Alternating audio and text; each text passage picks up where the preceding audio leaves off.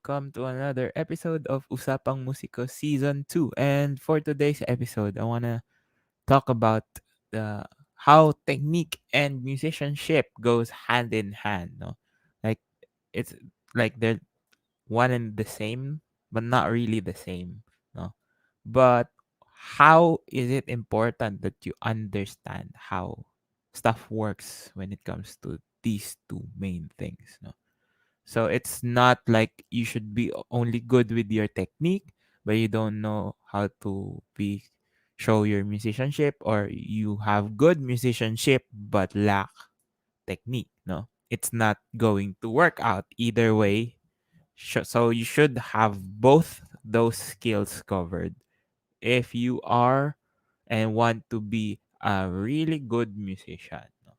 So let's first talk about technique. So technique mainly is concerned with all skills that you need in order for you to play, no? To become a musician. Basically, that's how it is, no? And then if you understand how being a musician actually works, you will understand what I mean. Okay, shout out to Denver, Arizala. Ayan. Stay safe. Yeah, it's been raining quite hard. No, so I think there's a typhoon here in the Philippines. So if wherever you are, I hope you're safe. Okay, so let's get into it.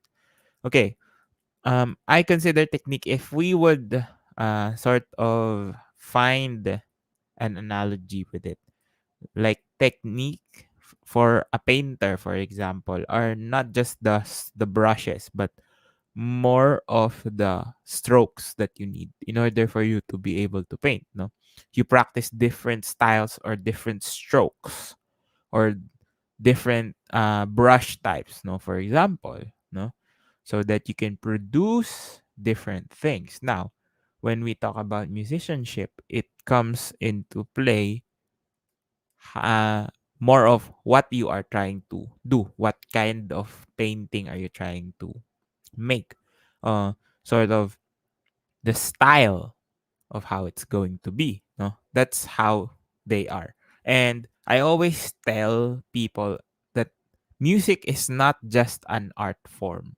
No, I mean, every art form is not merely just one side of that spectrum, no.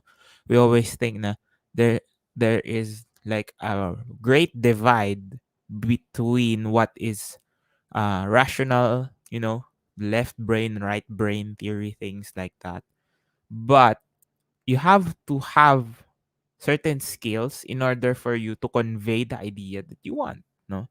So basically, music is an art and a science in itself. That's how I perceive it. Because why? There's a lot of objective things that goes into it, no? Let's just talk about theory, for example. Timing, or note values have exact times that you have to understand. Chord progressions use a lot of numbers, right? For you to actually analyze and understand where tones go, what sounds good, what doesn't sound good, what sounds bad, you know. There's a lot of science involved, and that is where technique falls into it, no? It's something you build up. It's based on skill, and it's based on the work you put in. It's not going to be based on your perception and your talent, no? It's the same thing as talent and skills. They are two different things, but you need both in order to succeed in the arts, no? And I'll do another episode on those two things, but musicianship and technique is closely related to both those things, talent and skills. Okay. So when it comes to technique, there's basically no shortcut in it. No. And it's equipping yourself with the skills and tools that you need to use in order for you to create what you want and to convey the ideas and emotions that are inside your head, the things that you really want to express. No.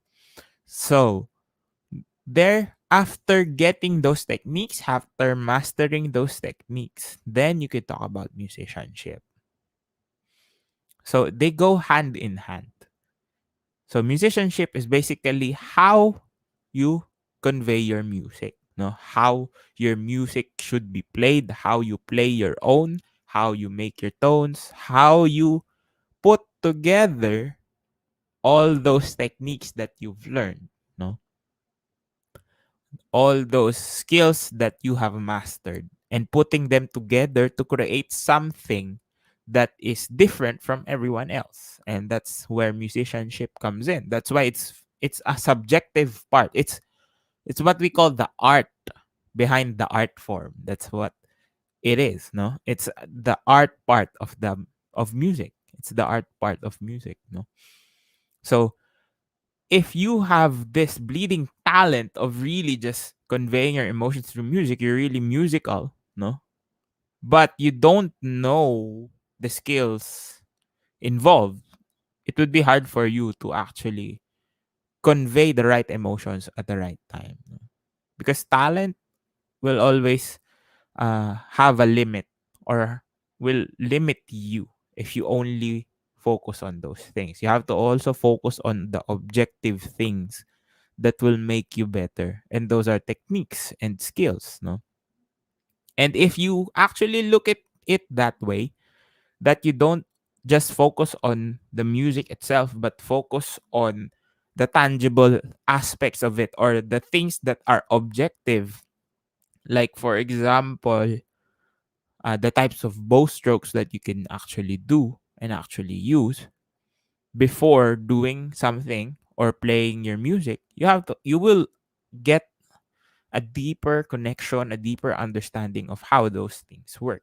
That's how music is. Like for practicing, for example, when you practice, you don't practice the music part mainly. Why? Because you need to be able to secure first the notes. For example, if you're sight reading it for the first time, you can't put everything together, no? You might put the good dynamics in those things that are written down while you're reading them through, but it's not yet the whole picture, no?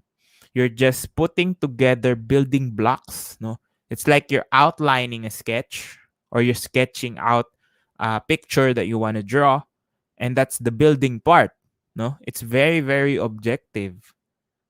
And then when you master those things, that's where your musicianship comes in. That's where your improvisational skills comes in as well, no? Because as a performer, here's the thing: the difference about being an visual artist and musician or performer. Every the time you play something, it's always gonna feel like it's the first time. Why? Because you can do different things at different points in the music that you're doing. That's why you need skills, right? So that you can convey ideas on the fly, ideas on the go, not just the things that are written, but the things that you can actually change in the music, because there is what we call creative liberty or creative freedom as an artist, right? You can do some things within the bounds or the context of the piece that you're playing, especially if you're playing like older Western music, no? For example, romantic or classical, you can take liberties but stay inside the context of how they are played. But it will always differ from time to time, the way you play those things. And if you don't have skills, you will be playing the same tune over and over without variance or without variation, because you haven't mastered the skills that you need. Because sometimes you might not need certain skills in certain pieces, but what if it can work out like that?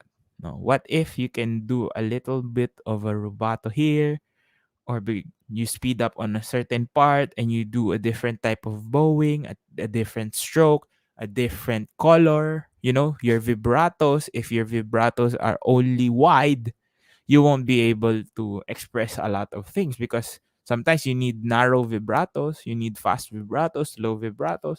So those technical stuff You might not use them all in a single piece, in a single passage, but having those in the bag and being able to use them on the go, on the fly, is why you become a good musician. No? Being able to mix it up, do something different, but still tasteful. No?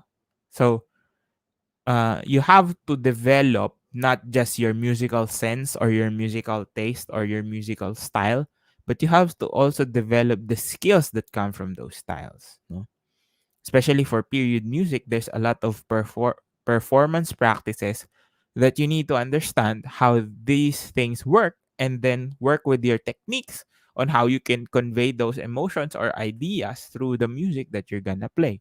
So it's not always just one trick thing na every time you play back you sound like this the same every time you play the same piece. No, if your musicianship is getting better, no, the art part is getting better, you can do a lot more things that than you actually would feel to do. No, like there are always times that you want to mix up something. No, because it gets boring eventually if you just focus on technique and technique and technique and technique. Of course, the end product should always be music, something that is fairly close to what you want so that you could convey yourself to the audience. Now, if you only focus on musicianship and musicianship and musicianship and you forget the techniques, how can you really show your mastery of those things? No? So they really go hand in hand. You can't have one without the other, but they process differently. No? One is more rational and one is more subjective and, more emotional. And but that's how human beings interact. They have a rational side and an emotional side, and when they combine together, you get you. You get a person that is able to think, not just think, no, think and feel. And that's how important understanding having good technique is, so that you can actually show what you really want to show, not just show what is being shown to you because that's the only thing you can do. No, so you have to understand that how do you develop these techniques, no, so that you can really show them off is by practicing, by mastering them. It takes time, maybe we could do another episode on that as well. How do you master something? But yeah, you have to understand that, like, skills and talent, no, they might not be the same thing, but holding on to something objective for you to actually grow is good, and it will help you out in the long run of your musical journey or whatever thing you actually do that is based on the arts. It's really, really important you understand that the arts is not all play. Yeah, it's not just all play, or it's not just all fun and games. There's a lot of thinking going on, a lot of understanding, a lot of research, for example. No, it's not just, oh, I can play this. Because if you just play something, what would it mean if you don't play it? For example, if you're playing like classical piece, no, you have to also understand the intent of the piece, no? And that comes from research, history, theory. Those things are very factual. So if you try to look at the bigger picture when it comes to music, it's not just you playing. It's more of how you convey the composer's intentions and adding your intentions with it as well. And that's how your musicianship works, no? And of course, you can also develop your musicianship by listening, by just playing, no? But of course, you need the tools so that you can play. No? It's like having a, having a paintbrush nga, but don't have the pigments or the even the skills to draw a line, or for example paint or shade properly. So it's gonna be hard. No? It's like going to school without a pen or a paper, something like that. And I hope you learned something from this episode of Usapang Musiko. I hope you are all safe. And yeah, it's already June. Now, if you want more, comment down below. If you want whatever topics you want us to discuss, maybe we could also get some guests back onto the show. We'll see what we can do about that. And check me out on Spotify. And I have something cooking for maybe next month. I know we just hit June, but yeah. Stay tuned on Spotify and all my socials. Just stick around and you might be lucky and hear one of those things that I'm working on soon enough. All right. And also my course on Udemy is still available if you don't have the time to work with a teacher, no, and you wanna be able to learn on the go, check it out. And also, of course, Anchor for my podcasts. And you can get me on Fiverr to arrange for you string quartets and record strings on your music. And of course, check out my Sheet Music Plus for string quartets, piano trios, and a lot more music sheet transcriptions. And this has been Ryan Monakil for Usapang Musiko, and I will see you on the next one.